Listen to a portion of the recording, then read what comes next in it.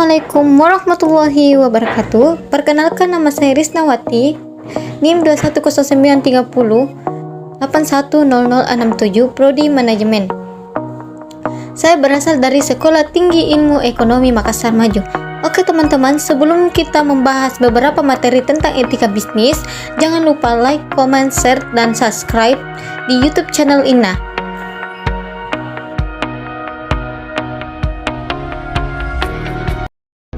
Baik, kita akan melanjutkan materi yang pertama, yaitu etika bisnis dalam sumber daya manusia.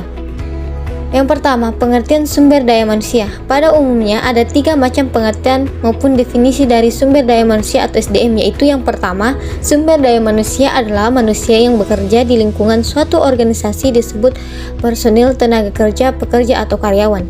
Pengertian yang kedua, yaitu sumber daya manusia adalah potensi manusiawi sebagai penggerak organisasi dalam mewujudkan eksistensinya. Yang ketiga, sumber daya manusia atau SDM adalah potensi yang merupakan aset dan berfungsi sebagai modal non-material atau non-finansial dalam organisasi bisnis, yang dapat diwujudkan menjadi potensi nyata atau real secara fisik dan non-fisik dalam mewujudkan eksistensinya organisasi. Kemudian, bagian B yaitu fungsi manajemen sumber daya manusia. MSDM menjalankan 3 fungsi, yaitu yang pertama fungsi lini, yang kedua fungsi koordinatif, yang ketiga fungsi staf. Kemudian adapun fungsi manajemen sumber daya manusia seperti halnya fungsi manajemen umumnya, yaitu fungsi manajerial. Bagian dari fungsi manajerial yaitu perencanaan atau planning, pengorganisasian atau organizing, pengarahan atau directing, dan pengendalian atau controlling. Yang kedua yaitu fungsi operasional. Bagian dari fungsi operasional yaitu mengadakan tenaga kerja atau pengadaan SDM atau rekrutmen, pengembangan atau development, kompensasi atau compensation, pengintegrasian atau integration, pemeliharaan atau maintenance, pemutusan hubungan tenaga kerja atau separation. Kemudian bagian C yaitu prinsip etika bisnis dalam MSDM. Konsekuensi dari perilaku yang tidak etis dapat dilihat dari 2 perspektif, yaitu perspektif mikro dan perspektif makro. Perspektif mikro, etika diasosiasikan dengan adanya kepercayaan. Kepercayaan yang dibangun melalui perilaku etika akan mempengaruhi hubungan perusahaan dengan supplier, customer, maupun dengan karyawan. Apabila kepercayaan dibangun melalui perilaku yang tidak etis, maka kepercayaan customer akan berkurang kepada karyawan maupun organisasi. Sedangkan perspektif makroetika meliputi suap menyuap, paksaan, penyalahgunaan informasi, pencurian, dan diskriminasi akan mengakibatkan inefisiensi dan mengalokasikan sumber daya. Kemudian materi yang kedua yaitu etika bisnis dalam pengambilan keputusan yang etis. Pengertian pengambilan keputusan yang etis. Yang pertama, pengambilan keputusan etis oleh Carlson, Karmar, dan Wadsworth pada tahun 2002 menjelaskan pengambilan keputusan etis sebagai sesuatu proses dilakukan individu yang menggunakan dasar pemikirannya untuk menentukan apakah suatu isu tertentu adalah benar atau salah.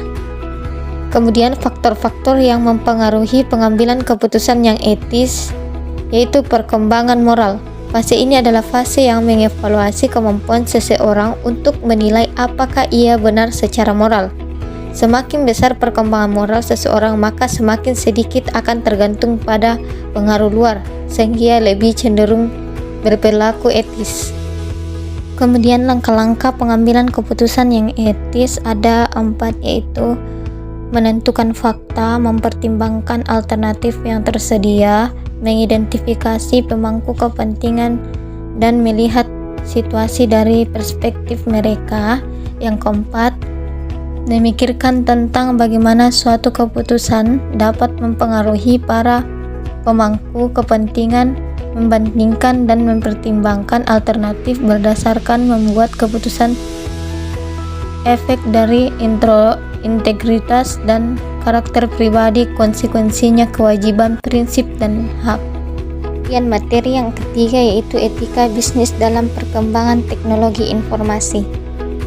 Pengertian yang pertama yaitu etika nilai, norma, atau aturan mengenai sesuatu hal yang baik dan buruk, benar atau salah yang dianut oleh golongan masyarakat. Kemudian etika bisnis, pemikiran atau refleksi tentang moralitas dalam ekonomi dan bisnis. Kemudian teknologi informasi adalah pengertian umum untuk berbagai jenis teknologi yang bertujuan membantu manusia untuk mempermudah dalam membuat, mengubah, menyimpan, mengkomunikasikan atau menyebarkan informasi.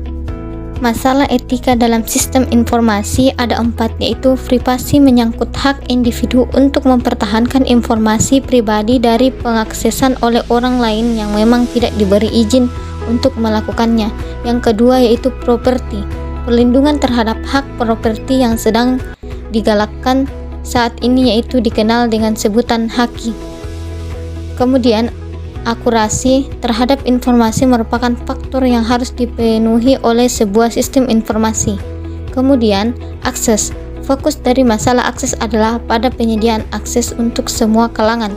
Teknologi informasi malah tidak menjadi halangan dalam melakukan pengaksesan terhadap informasi bagi kelompok orang tertentu, tetapi justru untuk mendukung pengaksesan untuk semua pihak.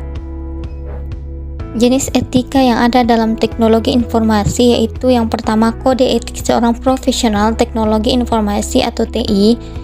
Bentuk hubungan seorang profesional dengan klien, penggunaan jasa, misalnya pembuatan sebuah program aplikasi.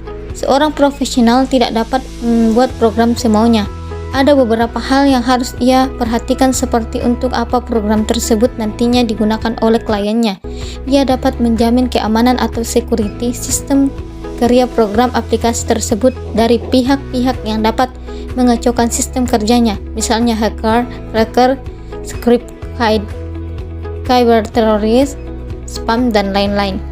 Kemudian kode etik pengguna internet, yaitu menghindari dan tidak mempublikasikan informasi secara langsung berkaitan dengan masalah pornografi dan nudisme dalam segala bentuk.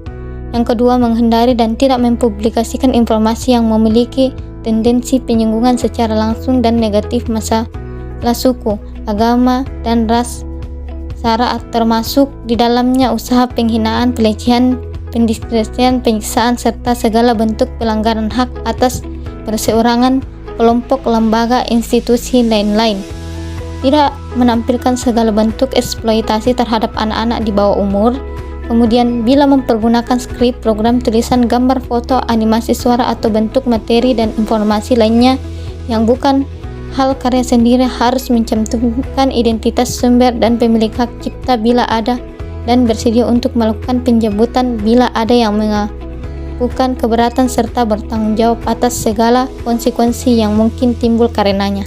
Kemudian materi yang keempat yaitu etika dalam kegiatan produksi dan pemasaran. Etika dalam kegiatan produksi.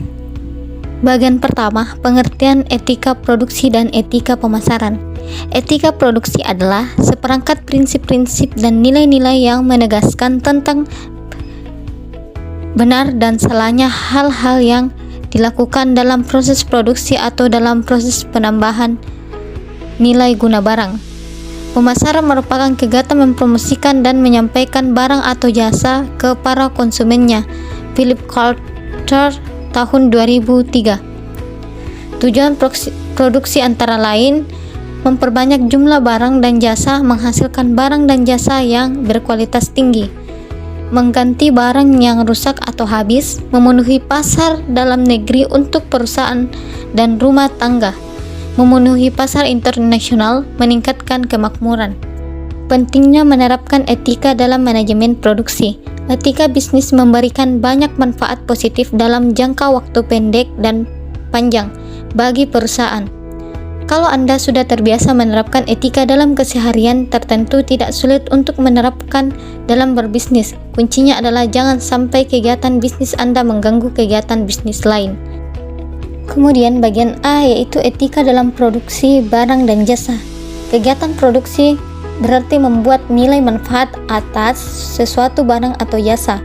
Produksi dalam hal ini tidak diartikan dengan membentuk fisik saja, sehingga kegiatan produksi mempunyai fungsi menciptakan barang dan jasa yang sesuai dengan kebutuhan masyarakat pada waktu, harga, dan jumlah yang tepat. 3 faktor penting dalam melakukan kegiatan bisnis, yaitu keterbukaan, kejujuran, rendah hati. Kemudian bagian B yaitu etika dalam kegiatan pemasaran. Kegiatan pemasaran adalah kegiatan menciptakan, mempromosikan, dan menyampaikan bisnis perusahaan. Kemudian bagian C yaitu sekilas mengenai pemasaran. Definisi konsep pemasaran adalah falsafah bisnis yang menyatakan bahwa pemuasan kebutuhan konsumen merupakan salah satu syarat ekonomi dan sosial bagi kelangsungan hidup perusahaan. Adapun fungsi pemasaran sebagai berikut yaitu fungsi pertukaran, fungsi distribusi pajak, dan fungsi perantara. Oke, materi yang kelima yaitu etika bisnis dalam globalisasi. Bagian A, konsep bisnis dalam globalisasi ekonomi. Ekonomi global atau globalisasi ekonomi. Istilah globalisasi secara sederhana dipahami sebagai proses pengintegrasian ekonomi nasional bangsa-bangsa ke dalam suatu sistem ekonomi global. Proyek-proyek pekerja secara globalisasi terjadi ketika disetujuinya pemberlakuan secara global suatu mekanisme perdagangan melalui pencipta kebijakan free trade. Dalam bulan April tahun 1994, isi dalam perjanjian tersebut dikenal dengan nama GATT atau General Agreement on Tariff and Trade. Kemudian bagian B yaitu lingkungan bisnis dalam ekonomi global. Ada beberapa indikator-indikator dalam lingkup bisnis secara global sebagai berikut, yaitu menjamurnya sejumlah pesaing baru, tekanan-tekanan untuk meningkatkan kualitas dan produktivitas, kesempatan-kesempatan baru, deregulasi, keragaman tenaga kerja, sosial, politik, dan hukum. Kemudian bagian C yaitu dampak globalisasi terhadap organisasi dan manajemen lokal.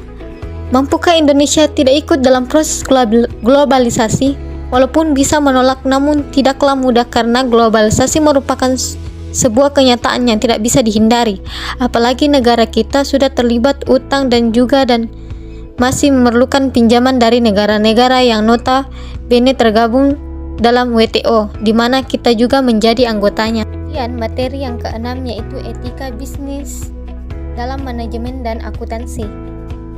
Kemudian bagian A, definisi manajemen keuangan. Manajemen keuangan adalah manajemen yang mengaitkan pemerolehan, acquisition, pembiayaan, pembelanjaan atau financing, dan manajemen aktiva dengan tujuan secara menyeluruh dari suatu perusahaan. Manajemen terhadap fungsi keuangan adalah semua kegiatan aktivitas perusahaan yang bersangkutan dengan usaha mendapatkan dana yang dibutuhkan oleh perusahaan menggunakan dana tersebut se-efisien mungkin. Manajemen keuangan dalam perkembangan telah berubah, yaitu dari studi yang bersifat deskriptif menjadi studi yang meliputi analisis dan teori yang normatif. Dari bidang yang meliputi penggunaan dana, alokasi dana menjadi manajemen dari aktiva dan penilaian perusahaan di dalam pasar secara keseluruhan. Dari bidang yang menekankan pada analisis eksternal perusahaan menjadi bidang yang menekankan pada pengambilan keputusan di dalam perusahaan. Kemudian bagian B yaitu peranan manajemen keuangan dalam perusahaan atau peluang karir dalam manajemen keuangan.